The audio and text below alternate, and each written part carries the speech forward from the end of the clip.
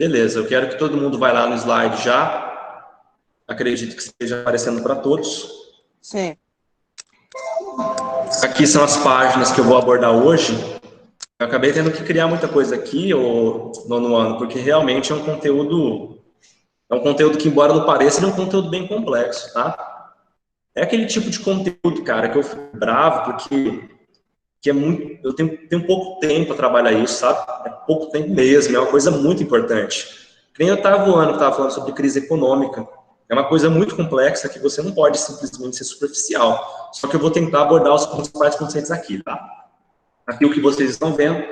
Todas as aulas praticamente vão começar com um mapa desse daqui, que é para vocês, digamos que situar o que de fato é a Europa, tá? Aqui o que nós temos é a representação do continente europeu e da península europeia, né? Com as suas respectivas bandeiras de seus países. A Europa é um continente muito antigo, já aconteceram incontáveis guerras, incontáveis civilizações já existiram, já foram extintas, e esse ciclo vai continuar até o momento que a humanidade for extinta. A Europa sempre vai ser o palco de grandes transformações na história da humanidade, só que, de fato, atualmente, essa centralização da importância do continente europeu diminuiu bastante. Justamente porque nós temos o quê? Nós temos a entrada dos dois novos grandes players globais, que são os Estados Unidos da América e a China. Então, há cerca de 100 anos atrás, tá? Inclusive no momento das grandes guerras, a Europa era o grande coração do planeta. Tudo de importante acontecer aqui. Atualmente, ainda acontece muita coisa importante aqui, só que olha só que curioso. Quando acontece, digamos que uma declaração de um primeiro-ministro ou um presidente importante da Europa, a repercussão ela é bem menor do que uma declaração do presidente dos Estados Unidos da América ou do presidente da China. Por que isso acontece? Porque o continente é importante, só que perto dos Estados Unidos e perto da China, ele perdeu muita relevância, tá? Então, não que eu não esteja dizendo, tá, pessoal, de novo, que a Europa não seja importante. Beleza, qualidade de vida na Europa. Pessoal, essa questão de qualidade de vida é uma questão muito ampla, porque qualidade de vida faz parte de um assunto que ninguém no planeta pode ditar o que é verdade e o que é mentira, porque o que define a qualidade de vida são perspectivas pessoais. Todo mundo que está aqui agora na live tem um conceito de vida diferente. Para mim, agora, nesse exato instante, eu não mudei nada, tá? Nessa parte permanece igual. Para mim, qualidade de vida agora é eu pegar minha moto e ir embora. Andar de moto, é isso. Tem pessoas que querem dormir, tem pessoas que querem comer, tem pessoas que querem viajar, tem pessoas que querem encontrar, digamos que amigos antigos. Cada um tem a sua perspectiva pessoal de vida. Então, o que define a qualidade são os fatores, as características daquilo que você almeja na sua vida, tá? Só que digamos que tudo isso, pessoal, pode ser englobado nesses 6 tópicos aqui, tá? Saúde física, saúde social, saúde emocional, saúde mental, saúde espiritual e saúde profissional. Eu garanto para vocês que no atual contexto da humanidade, é bem provável que a maior parte das pessoas não tenha nenhum desses 6 aqui de forma plena, tá? Provavelmente 5 dos 6 vai estar completamente quebrado por N razões, tá? Seja por doenças, por afastamento de pessoas que gostam, por problemas emocionais, problemas de convívio, problemas religiosos e principalmente problemas profissionais, tá? Cada um tem os seus dilemas, eu não vou entrar nessa situação agora, pessoal. O que eu quero que vocês entendam é que cada um tem as suas perspectivas pessoais. O que vocês estão vendo aqui agora, ó, é o mapa de 2014. É bem provável que atualmente essas cores aqui estejam um tanto quanto diferentes, porque a Europa mudou muito em 6 anos, tá? Que é o Índice de Desenvolvimento Humano, IDH da Europa. Quanto mais escuro for um determinado país, maior vai ser o IDH. Quanto mais claro, menor vai ser o IDH. Novamente, o nono ano, aqui acontece aquele negócio que eu falei para vocês na última aula. É visível quando você analisa o mapa da Europa, percebe que a parte oriental da Europa, ó, onde eu estou passando o mouse aqui agora, é uma parte infinitamente muito mais debilitada, inferior à parte ocidental. Todos esses países aqui são ex-repúblicas soviéticas, durante mais de 50 anos foram realmente escravos do socialismo oriundo da União Soviética, e até hoje marcas dessa ideologia permanecem nos países. Em compensação, os países da parte ocidental, eles podem ser melhores hoje em dia, pessoal, só que na prática também possuem problemas, tá? Em suma, o que vocês podem reparar é o seguinte, o IDH, ele é maior nos países que estão ao norte aqui, tá? Que são aqueles países escandinavos que eu falei para vocês, que no caso aqui é Finlândia, Suécia, Noruega, Dinamarca e Islândia. Os países escandinavos, eles possuem IDH maior do que os países que estão mais ao sul. IDH envolve o quê? Envolve a renda per capita, ou seja, quanto cada pessoa recebe, envolve a idade, envolve taxa de nascimento, taxa de mortalidade. Digamos que tudo que há de bom, os países que estão aqui na parte mais ao norte do continente, digamos que são melhores do que os países que estão na parte mais ao sul. E em grande parte isso acontece por quê? Porque as guerras mundiais, elas não aconteceram aqui, tá? As guerras mundiais aconteceram em peso nessa parte mais central do continente, que é, no caso, quem?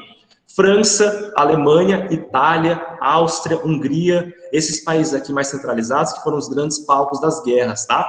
Essa parte mais aqui ao norte, ela também participou, de forma direta ou indireta, só que a guerra em si, o grosso da guerra não aconteceu neles, tá? Continuando, novamente aqui nós temos um gráfico que é um tanto quanto antigo. Eu vou dizer para vocês que eu me esforcei um pouco, tá? Para encontrar informações atuais, só que eu encontrei pouquíssimos dados, de fato, que ilustrassem anos mais recentes. Digamos que as instituições responsáveis por isso, parece que elas estão parando de informar essas coisas, tá? Não sei o que está acontecendo, porque realmente está mais difícil encontrar esses dados atuais de qualquer parte do mundo. Que é o seguinte, vida saudável depois de 65 anos. É um fato, para vocês, já são bem grandinhos, conforme você envelhece, naturalmente você vai começando a ter esse problema. E na Europa, as coisas são interessantes, porque é perceptível que em determinados países as pessoas realmente duram mais tempo do que em outros.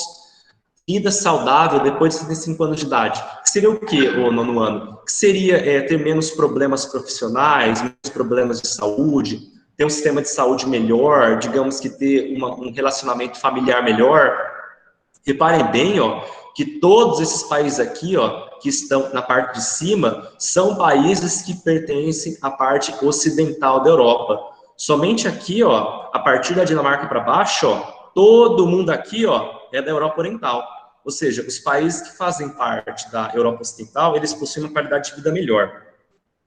Uma coisa aqui também, seguinte, vocês podem notar, é uma coisa que é um fato, pessoal, não tem essas discussões de gênero, eu vou falar para vocês que até que é interessante, tá? Essas discussões que envolvem homens, mulheres, homossexuais, negros, até que é interessante, eu gosto disso. Só que é uma coisa que não tem como escapar, gente. Isso aqui é uma coisa que qualquer gráfico ilustra. Mulheres vivem sim mais do que homens, tá? Vamos pegar como exemplo a Espanha, Depois dos 65 anos de idade, as mulheres na Espanha costumam ver mais 24 anos. Já os homens, 19,7. Vejam bem, em todos os lados aqui, vocês podem ver que as mulheres, elas realmente vivem mais do que os homens. Por que isso acontece, pessoal? Isso aqui é uma questão que também é fácil você notar. Os homens, historicamente, isso aqui é desde a origem da humanidade, pessoal. Isso aqui não começou nos últimos anos. Os homens, eles costumam ter trabalhos que envolvem mais riscos. Trabalhos que envolvem, digamos que, maiores chances de você ser morto. Aí o que acontece? É natural que a taxa de mortalidade dos homens, o tempo que os homens permaneçam vivos, seja menor. Inclusive, durante as guerras, os homens são, em grande parte, mandados para o campo de batalha, enquanto as mulheres permanecem nas cidades, servindo principalmente como suporte da guerra. Uma coisa que é 100% importante, tá? Não estou minimizando ninguém nessa parte. O que eu quero que vocês entendam é que realmente, tá? Em todos os países do mundo é visível que as mulheres realmente vivem mais tempo que os homens, justamente pelas escolhas pessoais que elas fazem durante as vidas, tá? Uma coisa que envolve N situações, tá? Isso aqui dá um debate muito bom, só que nós não vamos fazer esse debate agora, porque eu preciso abordar muitos assuntos com vocês, nós temos 25 minutos para isso, pessoal. Isso aqui é uma coisa que eu não acho necessário copiar não, tá? É só para destacar o contexto. O fato de que o capitalismo industrial tenha ganhado forma na Europa é um dos fatores que fazem com que esse continente possua hoje uma das melhores qualidades de vida. Pessoal, novamente, tá? No 8º ano eu também estava comentando esse assunto. As pessoas podem fazer infinitas críticas ao capitalismo. O capitalismo tem que ser criticado, porque o capitalismo ele não é perfeito, ele é completamente defeituoso, só que ninguém pode criticar as coisas boas que o capitalismo trouxe a nós. Se nós estamos aqui agora, cada um na sua casa, com o seu computador, celular, internet, luz elétrica, é porque o capitalismo existe, pessoal. O capitalismo permitiu que essas portas fossem abertas para a humanidade. Diversos avanços, diversas pessoas contribuindo lentamente para que a humanidade rumasse para um futuro cada vez mais tecnológico, tá? O capitalismo como um todo, ele foi desenvolvido na Europa. O comercial, em grande parte, foi na Europa, né? Por causa das grandes navegações. E o industrial, os países pioneiros no capitalismo industrial. Reino Unido, França, Itália e Estados Unidos da América. O único que não faz parte da Europa, os outros 3 fazem. Ou seja, se hoje a Europa é desenvolvida, é justamente porque há 200 anos atrás, o continente começou em peso de se industrializar. Tem consequência ruim nisso? É claro que tem, pessoal. Nenhuma situação é 100% boa e nenhuma situação é 100% ruim. Dá para tirar coisa boa de todo tipo de cenário, tá? E o capitalismo industrial, com os seus infinitos problemas, também possui infinitos avanços. Aqui o que nós temos, vejam bem, são fotos, tá? Tiradas de típicas indústrias europeias, bem no começo desse processo de industrialização. As indústrias, há 200 anos atrás, pessoal, elas eram bem mais rudimentares, obviamente, era bem mais perigoso, envolvia o uso mais constante de carvão mineral, que é altamente tóxico. As máquinas, como eram, digamos que mais expostas, era bem mais perigoso para as pessoas, tá? Acidentes industriais eram coisas totalmente normais naquela época. Morrer esmagado por alguma máquina ou alguma toxina liberada por algum processo de transformação, isso aqui era uma coisa muito normal. Hoje em dia isso acontece ainda, só que em bem menos escala, tá? Porque as indústrias estão o quê? As indústrias estão cada vez mais tecnológicas, cada vez menos dependentes do ser humano para funcionar. Naquela época, não. Naquela época, todos os processos eram o quê? 100% dependentes de alguma pessoa para manusear aquela máquina. Aqui, ó, nós temos, digamos que, os fatores que contribuem muito, que foi aquilo que eu já comentei com vocês, para a Europa ser desenvolvida. Impressionante o 9º ano. Sempre que acontece uma guerra, o período da guerra é uma catástrofe, isso é uma coisa óbvia. Muitas pessoas morrem, pessoas inocentes, países são destruídos, as guerras em si, elas são horríveis. Só que o que acontece após as guerras, geralmente, é desenvolvimento maciço, tá? É por esse motivo que muitas pessoas falam que o mundo, já que ele está cada vez mais caótico, quem acompanha, digamos que notícias, seja na internet, na TV aberta, percebe que realmente a humanidade está em colapso, tá? A economia está em colapso, tudo que nós consideramos como sendo correto está passando por transformações radicais, e muitas pessoas falam o seguinte: tá para acontecer alguma guerra mundial para resetar essas questões sociais, resetar a economia. É bem provável que aconteça um evento grande nos próximos anos. E quando eu falo nos próximos anos, é coisa de 3 anos, tá? E com certeza vai envolver quem? Estados Unidos e China. Vamos voltar agora para as 2 guerras mundiais. Bom, como eu disse para vocês, as guerras mundiais elas aconteceram na Europa, embora fossem mundiais. E é o seguinte, esse aqui é um assunto que eu comentei muito com você no 7º ano. Imigração é quando as pessoas saem dos seus países, e imigrantes são quem? As pessoas que chegam de outros países. Vamos dar exemplo prático. Aqui no Brasil chega uma pessoa que mora na Alemanha. Para nós, o Brasil é um imigrante. Para as pessoas da Alemanha é um emigrante. Imigrantes são pessoas que vêm de fora, para nós, e emigrantes são as pessoas que saem dos seus respectivos países, tá? Beleza, começou uma guerra, isso aqui é um fator óbvio. Quando acontece uma guerra, quem não quer participar da guerra quer cair fora daquele lugar. Essas pessoas são quem? São os emigrantes. Isso aqui, ó, quando eu chegar na parte mais atual da Europa, que envolve as questões migratórias atuais, novamente esse assunto que volta, tá? Quando aconteceu a Primeira e a Segunda Guerra Mundial, diversas pessoas saíram da Europa. Saíram porque não queriam participar das guerras. Em alguns casos, pessoal, o que acontece? Os países obrigavam os homens a permanecerem e irem para as linhas de frente do combate, ou seja, mandavam para a guerra em si. As mulheres, as crianças e os idosos eram o quê? Eram restritos nas cidades para permanecer como a linha de suprimento, tá? lentamente o quê? Ajudando os homens que estavam no campo de batalha. A guerra aconteceu em toda a Europa, só que, digamos que os grandes centros econômicos, embora também fossem atacados, permaneciam com uma certa estabilidade, que eram lá que eram construídas as munições, os suprimentos como um todo. Aqui nós temos fotos, tá? Das guerras mundiais. Pessoal, toda guerra é catastrófica, tá, gente? Isso aqui é uma coisa que não tem o que dizer. Geralmente, quem fala que é bom guerra é quem não participa dela, né? Eu quero que aconteça uma guerra, só que eu não quero que aconteça onde eu tô. Porque se acontecer onde eu tô, é bem provável que a minha família e eu vá à morte. Então, aqui nós temos o quê? Nós temos diversas fotos de conflitos, tá? Primeira Guerra Mundial, ela foi em peso. Se eu não me engano, aqui é tudo da Primeira Guerra Mundial, essas fotos aqui. Ela foi em peso, só onde? Trincheiras, tá? Que eram essas escavações feitas no solo, os soldados aqui utilizavam o próprio comando. Qual que foi a solução adotada por muitos inimigos para acabar com essas trincheiras? Lançavam gases nas trincheiras, tá? É por esse motivo que surgem essas máscaras de gases aqui, que hoje em dia algumas pessoas estão usando por causa do coronavírus chinês, só que não tem nada a ver, tá? Isso aqui hoje em dia é só uma relíquia do passado, não tem mais a mesma utilidade. E assim por diante. Aqui nós temos sim, tá? Aqui é a Segunda Guerra Mundial, pessoal. Pessoal, se alguém quiser fazer pergunta, pode fazer. Caso contrário, quem está com o áudio ligado, desliga. Aqui nós temos a Segunda Guerra Mundial.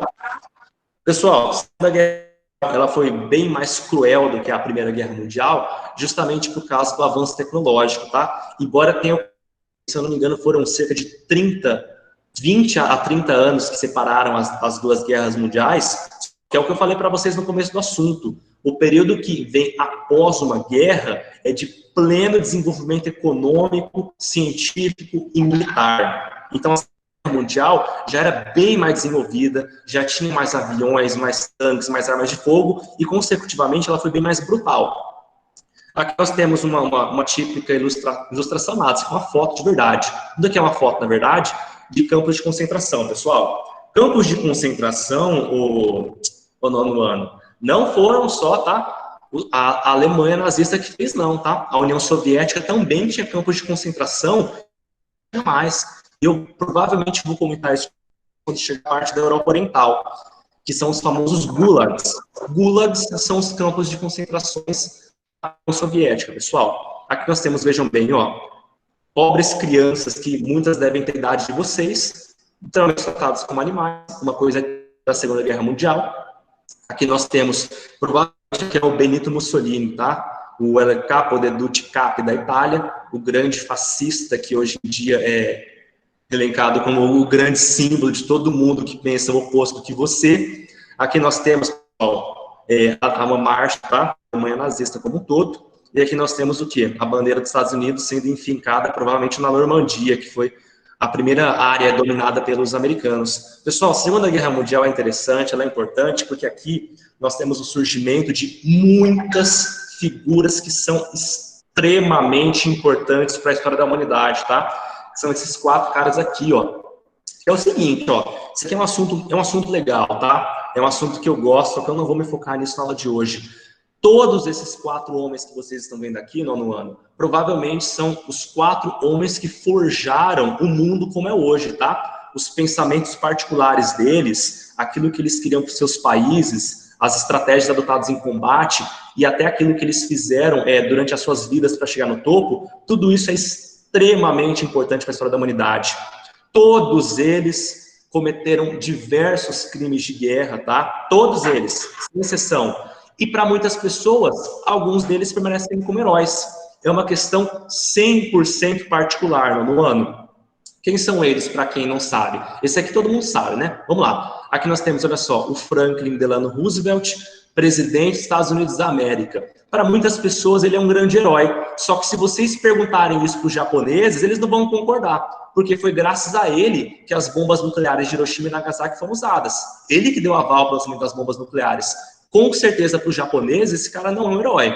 Aqui nós temos o Winston Churchill, o primeiro-ministro do Reino Unido. Igualmente, pessoal, para muitas pessoas ele é um herói, porque ele conseguiu unir o Reino Unido durante a guerra, só que ele é uma pessoa que tinha alguns, digamos que alguns anseios voltados à escravidão ainda, tá? Algumas coisas que hoje em dia estão muito em alta. É uma coisa 100% particular, E eu não gosto, tá? Desses 4 aqui, pessoal, eu admito para vocês que esse cara aqui é o que eu menos sei. Então, eu não vou comentar muito sobre o Churchill, porque realmente ele é uma figura simbólica para quem gosta e para quem não gosta.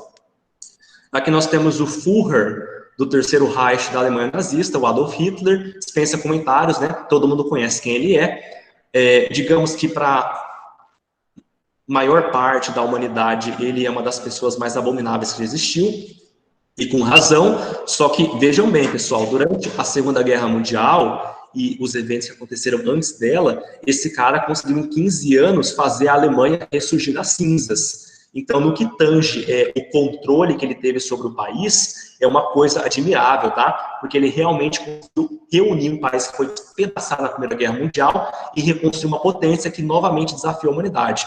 E aqui nós temos, provavelmente, aquele que mais tem contradições, que é o primeiro-ministro do Partido Comunista da União Soviética, tá? O Joseph Stalin.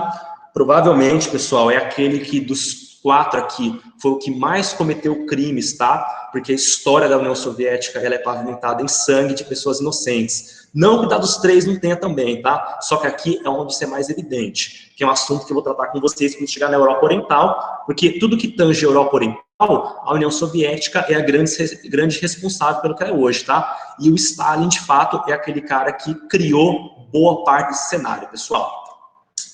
Vamos lá. Todos esses eventos aí aconteceram na Europa, a Primeira e a Segunda Guerra Mundial, só que mesmo assim é uma coisa importante, mesmo com tantas guerras, pessoal, é o seguinte, o continente, ele conseguiu conservar muitas características únicas, tá? Hoje a Europa, ela é bem miscigenada, tem pessoas de várias partes do mundo da Europa, isso é verdade, só que praticamente todos os países ainda possuem características únicas, tá? Que é uma coisa que, pessoalmente, eu acho importante. Eu acho que todos os países devem permanecer com as suas origens, tá? Algumas coisas que forjaram aquele país em relação à cultura, isso é importante, porque é a identidade daquele povo. E as partes rurais da Europa, como eu comentei com vocês nas últimas aulas, acho que foi na última aula, na verdade, a parte rural, ela é muito boa para morar ainda, porque essas questões que envolvem assuntos mais econômicos, mais ideológicos, que sempre envolvem discussões, até, digamos que agressão física, as partes rurais da Europa, elas acabam não sendo pegas pelas tempestades, tá? Aí o que acontece é o seguinte, as pessoas realmente vivem mais, justamente porque elas têm menos coisas para se preocupar. Quem mora no campo vive mais e vive melhor do que alguém que mora na cidade. Isso é uma coisa óbvia. E foi graças a quem? Graças à Primeira Guerra Mundial, à Segunda Guerra Mundial, graças àqueles 4 que eu mostrei para vocês, e vários outros eventos que a Europa se tornou essa grande massa de várias coisas diferentes que é hoje em dia, que envolve desenvolvimento, cultura, arte, religião e até a parte rural. Em primeiro lugar, ó, o que vocês estão vendo aqui, eu não lembro o nome de todos eles, mas o que vocês estão vendo não são igrejas, são colégios, tá? São grandes universidades de todos os países da Europa, provavelmente. A maior parte aqui, eu acho que deve ter umas 2 do Reino Unido, alguma da Alemanha, alguma da França. A educação na Europa, ela é muito bem vista, porque digamos que um estudo como um todo, esse amor à ciência, nasceu em grande parte na Europa e também no Oriente Médio. E essas universidades europeias, até hoje, elas são renomadas, justamente porque há anos elas existem. Esses prédios aqui, pessoal, eles possuem mais de 500 anos, tá, de idade, são prédios extremamente antigos que até hoje são utilizados, e as universidades não mudaram de nome, porque elas ainda possuem um nome, tá, uma marca a zelar. Todo tipo de pessoa que procura expandir o seu conhecimento, cedo ou tarde vai querer ir para a Europa, porque a Europa é o berço de muitas artes, muitas ciências, como eu comentei com vocês nas últimas aulas. Aqui sim nós temos igrejas, tá? O cristianismo, como eu disse para vocês, ele ganhou forma na Itália, em Roma, no Vaticano, e a Europa, praticamente todos os países da Europa possuem grandes igrejas, com exceção, se eu não me engano, pessoal, do Reino Unido, tá? Porque lá o cristianismo não é a religião majoritária. É o que acontece. Os demais países da Europa possuem igrejas, possuem grandes monumentos ligados ao cristianismo, e tudo isso aqui até hoje é muito bem visto, tá? Todo tipo de pessoa que busca, principalmente algum tipo de ajuda espiritual, algum tipo de conhecimento que valendo daquilo que você pode obter onde você está em relação ao cristianismo, também cedo ou tarde procura a Europa. Até porque na Europa está localizado o quê? O coração do cristianismo, que é o Vaticano, que é onde fica o Papa, né?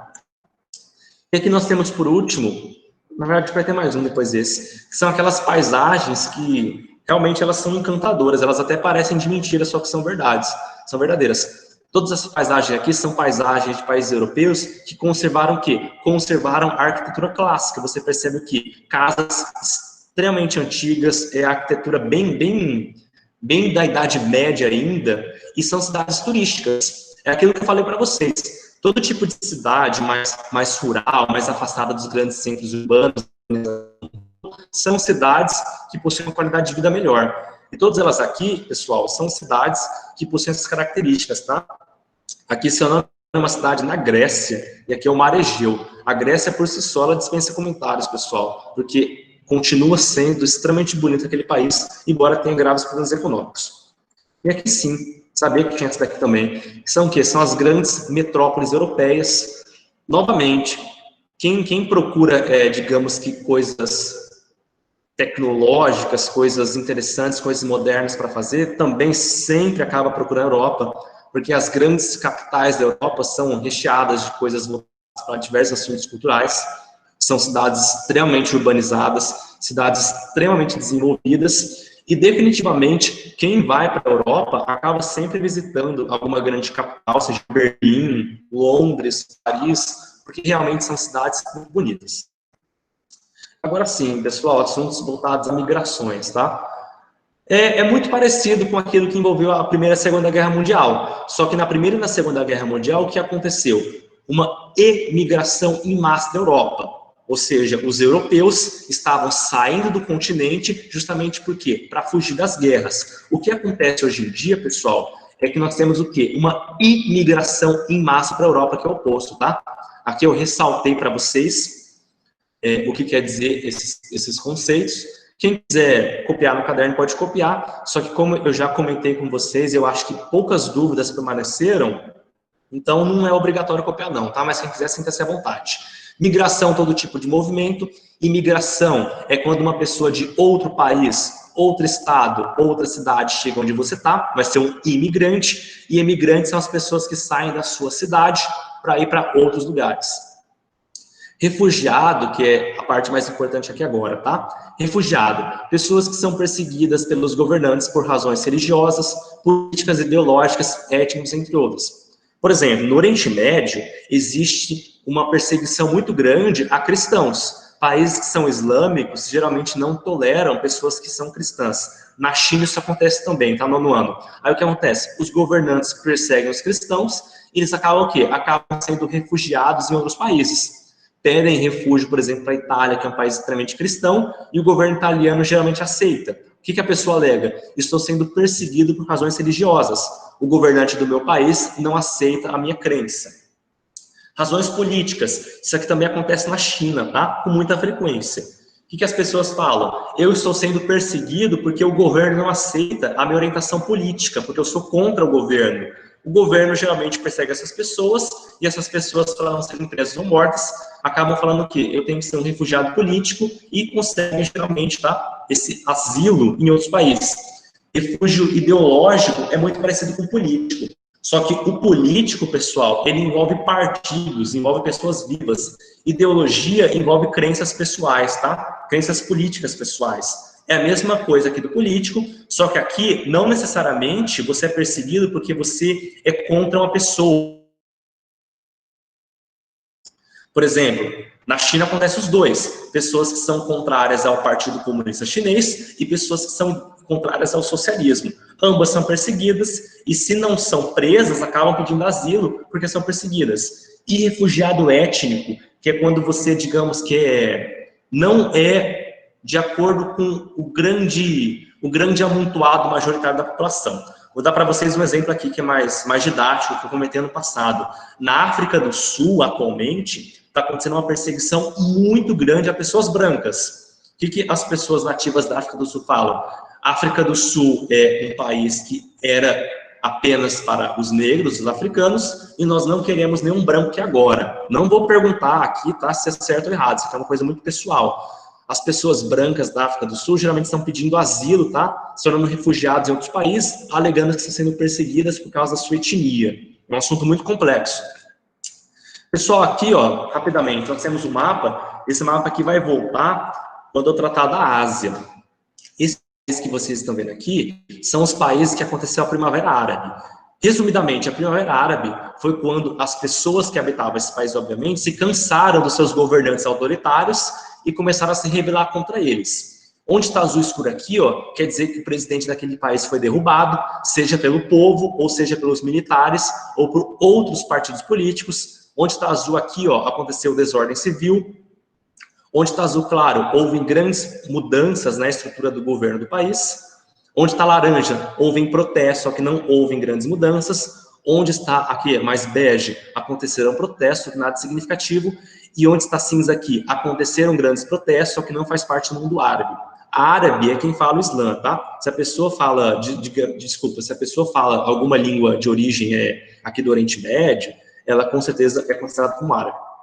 O que vocês estão vendo aqui agora, ó, são as bandeiras desses países, tá? Que eu mostrei aqui para vocês. São essas bandeiras aqui, que foi onde aconteceu a Primavera Árabe em peso.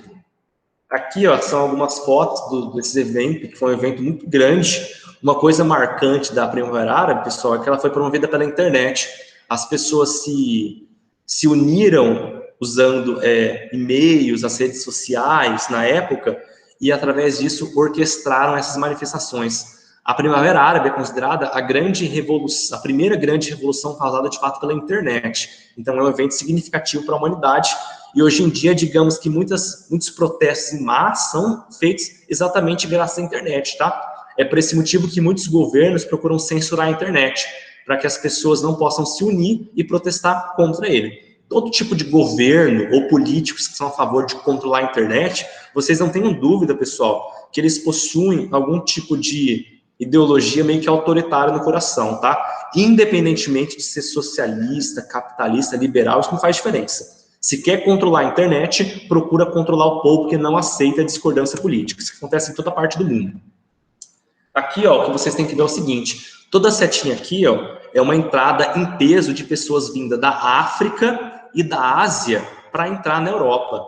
Esse daqui, ó, são as rotas, essas rotas aqui, pessoal, foram feitas em peso, ainda são feitas por pessoas que moravam em países que participaram da Primavera Árabe.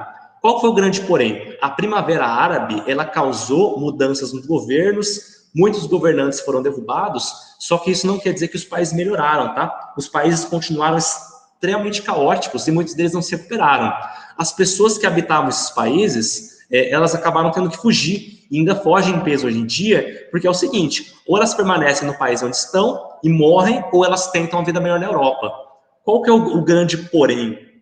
Essas pessoas que querem entrar na Europa, 99% delas não têm autorização, então elas entram de forma ilegal. Essas que são as rotas de entrada para a Europa.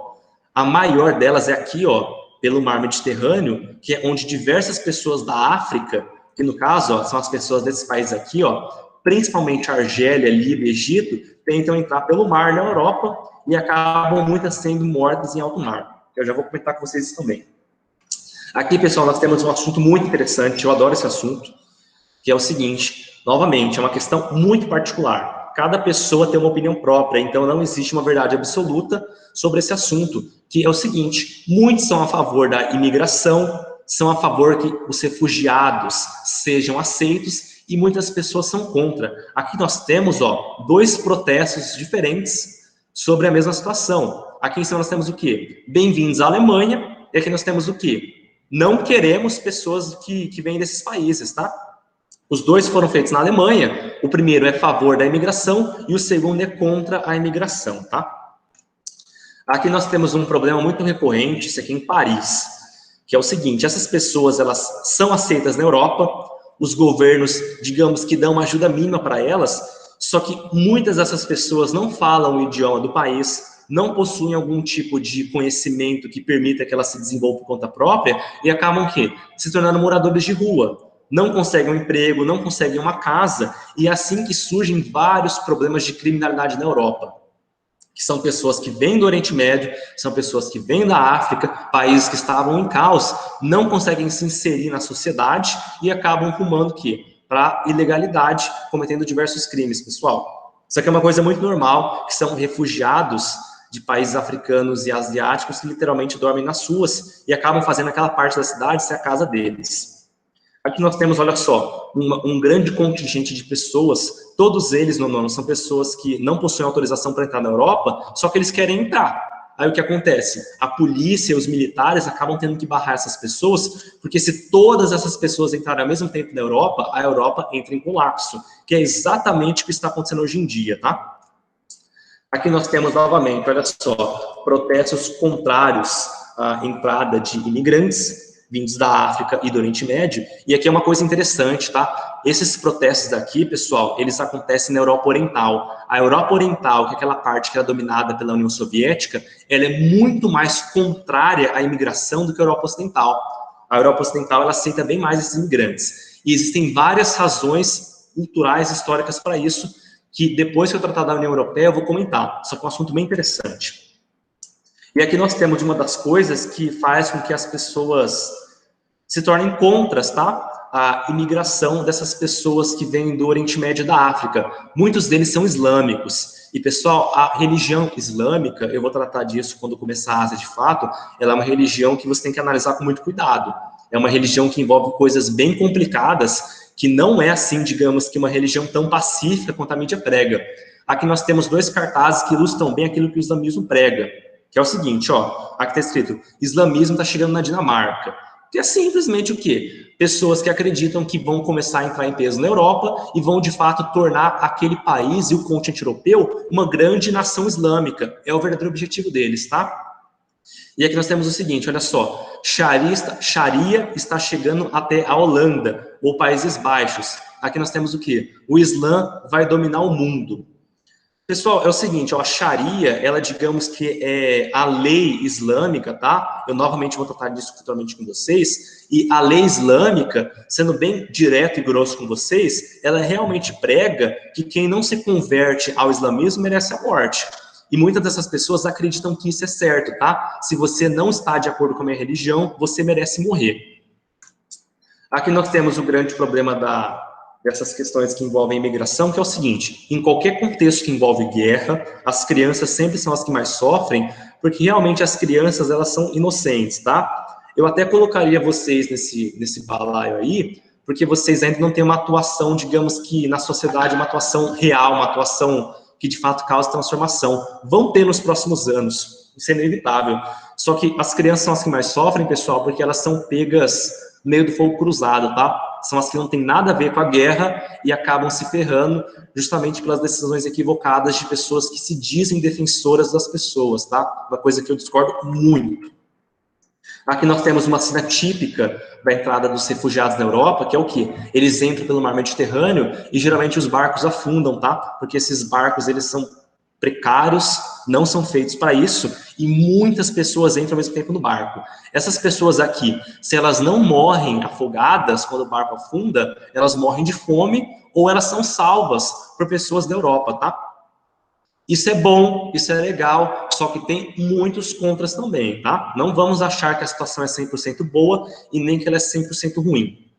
E aqui nós temos o quê? Solicitação de refúgio em países selecionados da Europa. Reparem bem, ó, que a Alemanha, ela realmente é o país que mais aceita refugiados que vêm desses países. E eu vou falar para vocês aqui uma hipótese particular minha. Provavelmente isso daqui deve ser verdade. Só que a Alemanha é o país que mais aceita refugiados porque eles querem tentar, digamos que, apagar a marca ruim deles durante a Segunda Guerra Mundial. Ser uma nação que aceitava apenas a raça ariana, apenas aqueles que estavam de acordo com o regime, e eles acreditam, em grande parte, que aceitando esses refugiados, eles vão tentar apagar essa parte ruim da história deles. E, pessoal, essa é uma situação complicada, tá?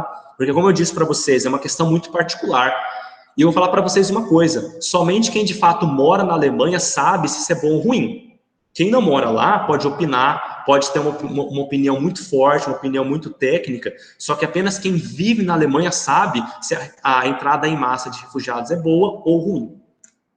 E para acabar aqui, ó, é um gráficozinho bem confuso que eu encontrei aqui, só que o que importa é que vocês vejam as setinhas, essas barras aqui, tá? As setas aqui é o fluxo migratório. Quanto mais grossa a seta, mais a entrada de imigrantes vai ter, ilegais, tá? Que fique bem claro isso. E quanto maior a barrinha aqui, pessoal, maior é o quê? A taxa de aceite dos países, aqui que é a Alemanha, tá? Quanto maior a barra, mais pessoas desses países são aceitas.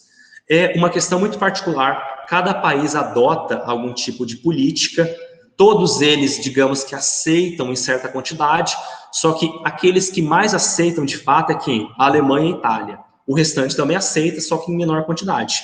E para começar, digamos que a aula que vem, pessoal, eu quero que vocês entendam que, olha só, vai ser a União Europeia. O Reino Unido, ele saiu da União Europeia. E o principal motivo que fez com que o Reino Unido saiu da União Europeia é essa questão de refugiados. E assim acabou a aula de hoje. É um assunto bem grande, tá? Por esse motivo que eu falei correndo. É uma grande pena, só que é necessário, pessoal. Já estourei o tempo. Quem quiser fazer alguma pergunta pode fazer. Caso contrário, até semana que vem, pessoal. Vou até parar a aula aqui.